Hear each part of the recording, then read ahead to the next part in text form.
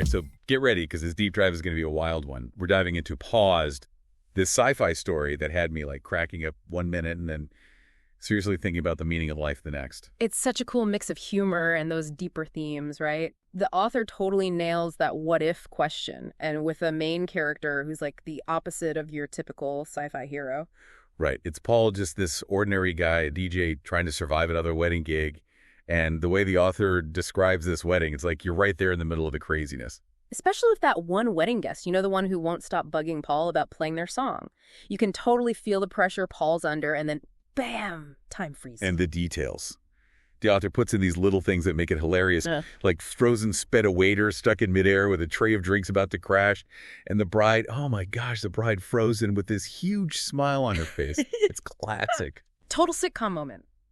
But what's so smart is how the author uses these crazy visuals to show us how easily our sense of reality could be totally flipped. I mean, if you were Paul, wouldn't you think you were losing it? For sure. Absolutely. Yeah. That's exactly what Paul thinks is happening, a total mental breakdown. Which, honestly, can you blame the guy? He's stressed tired dealing with the world's most stubborn wedding guest. It's like the perfect storm for your brain to short circuit. But here's where it gets really interesting, how Paul starts figuring out the rules of this time freeze. It's not some big cosmic thing. It's all connected to human attention. Wait, you mean like how those pedestrian signals keep changing even though everything else is frozen solid? Exactly. Or how the music in the hotel lobby is still playing unnoticed in the background. The author uses humor to make this like subtly deep point. The things we ignore, the ordinary stuff that fades into the background, that's what keeps going even when our world feels like it's stopped. Wow. That's such a weird detail, but it makes you wonder, what does it say about us? What we decide is important. Are we so busy with our own little worlds that we miss the cool stuff happening right under our noses? And that's where I think the author starts pushing us towards a bigger question. What if how we experience time, what we think is important, is all just in our heads? You know, subjective, not some universal truth. Okay, now you're just blowing my mind. I thought we were just going to geek out about a funny sci-fi story. But you're right. There's this whole other level here. It's like the author is holding up a funhouse mirror to our crazy, busy, always connected lives and asking, hey, are you missing out while you're glued to your phone?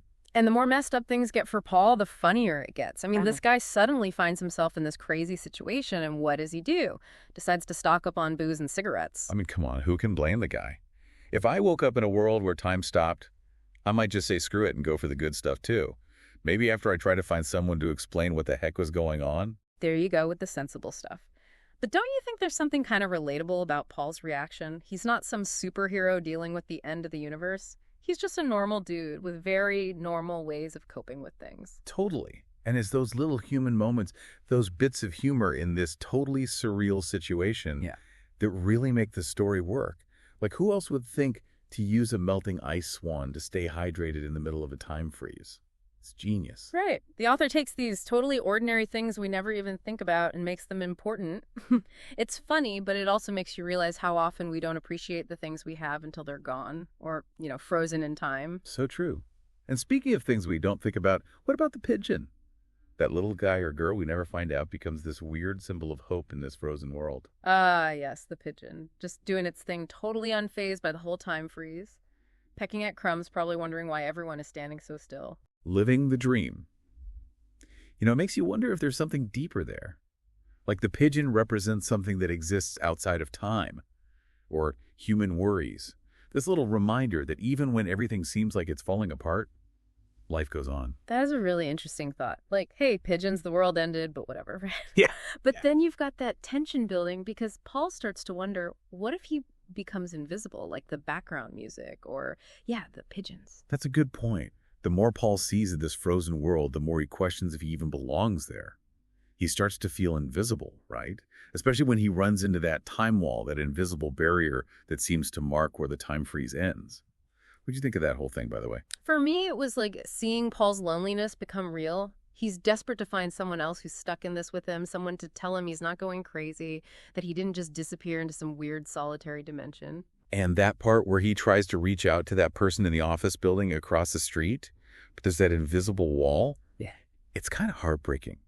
You totally feel how much he wants to connect with another human being, someone to acknowledge that he exists. 100%. And then that wall starts moving towards him, like time itself is sick of waiting for him to figure things out. Talk about pressure. It's like the ultimate game of tag you're it.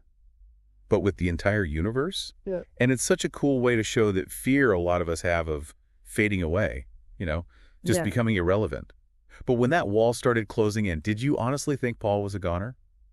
Honestly, when he ended up back at the hotel where it all started, I thought for sure the author was going for that whole circle of life ending. But instead of getting answers, Paul comes face to face with something even scarier, the possibility that he's becoming meaningless, insignificant. Like a song stuck on repeat that nobody's listening to. Exactly. And then there's that scene in the church, which seems super out of place for a guy like Paul, but when you think about it, it makes total sense. It's kind of funny when you think about it. This guy, Paul, who makes a living playing music for other people's big moments, looking for comfort in a place that's all about silence.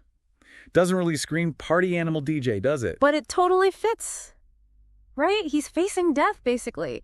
Thinking about all the bad choices he's made, and suddenly all that stuff that used to seem so important, the music, the parties being popular, it's all meaningless now. You're right. It's like he wants to believe in something bigger than himself.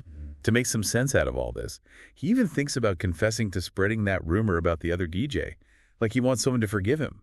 Yeah, that little detail is so smart. The author doesn't pretend Paul's perfect. And it's that moment when he's at his lowest, ready to finally admit he messed up, that the time wall finally catches up to him. Even in a church, there's no hiding from time, from the things you've done. Talk about intense. Yeah. He's running for his life with time literally chasing him down, and where does he end up? Back at the hotel where it all began. It's like he's gone nowhere. The ultimate test, right? He's Yeah. back where he started, but he's not the same Paul who accidentally froze time. So what happens? Does he find some kind of peace? Does he figure out how to unfreeze everything? See, that's the really cool part. The author doesn't give us the answers. Time just starts moving again as suddenly as it stopped. And Paul, he's just gone. Gone. Like that just disappeared. Like he was never even there. Yeah. Honestly, that ending kind of annoyed me, but also kind of blew my mind. It's like the author saying, you've been so busy trying to figure out how and why time stopped that you forgot to ask the most important question. What does it all mean? So what do you think it means? I think it's a story about how we see things. How easy it is to get sucked into the daily grind and forget what actually matters. And maybe it's a reminder that we're not going to live forever. So we should appreciate what we've got while we've got it. And maybe try not to be a jerk like our friend Paul. I like that. And who knows, maybe that's the whole point of the story. To leave us with more questions than answers. To make us think about our own relationship with time, with the choices we make, and with all those amazing, ordinary things we take for granted. Totally. And on that note, I think we're going to have to unpause this deep dive. But before we go, tell us what you thought about Paul's story. What would you do if you could pause time? Head over to our website or find us on social media and let us know. We want to hear your take on Paused. And until next time, keep exploring, keep asking those big questions. And remember, sometimes the most profound truths are hiding in the most unexpected places, just like a killer beat in a cheesy pop song.